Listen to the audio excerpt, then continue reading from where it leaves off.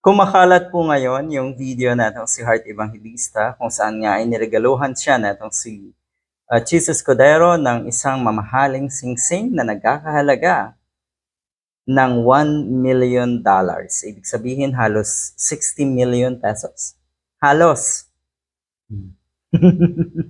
Ay ang net worth natong si Chis Escudero daw ay 18 million lamang.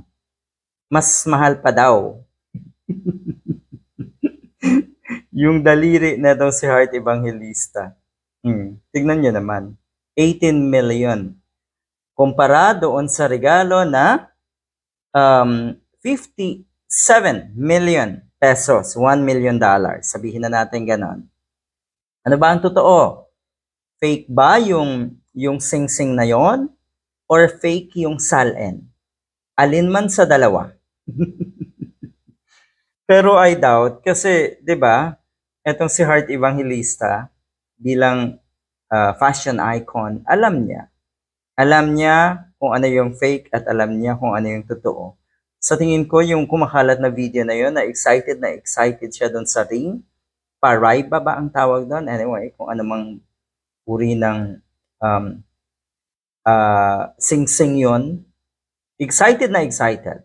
Talagang nasa cloud 9 nung matanggap niya or matanggap niya yung sing-sing na yon galing nga kay Chis Escudero. At nagtaka pa itong si Heart Evangelista eh. Diba doon sa video, ang sinabi niya, how?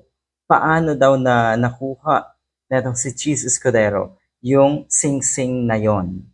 Diyos ko po.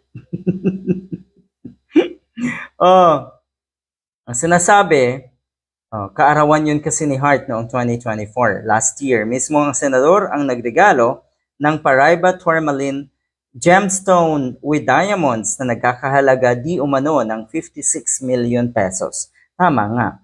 Over and beyond surprising that he would give me something like that. I always wanted a Paraiba. Yun nga, yun ang sabi ni Heart Evangelista. Pero ulitin ko lang, napatanong etong si Heart Evangelista ng how? Paanong nangyari? Ay mukhang hindi alam na daw si Heart Evangelista ang ginagawa ng kanyang asawa. Basahin nga natin ito. Nagtatanong ang mga tao kung bakit 18 million lang ang net worth na itong si Chis Escudero, pero kaya niyang magregalo kay Heart Evangelista ng $1 million na sing-sing.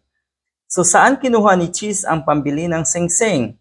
Or fake nga daw ba yung sing-sing? Totoo ba? Ulitin ko, sa tingin ko ay totoo yung sing-sing. At sa tingin ko, ang fake dito ay ang salen ni Escudero. Good luck.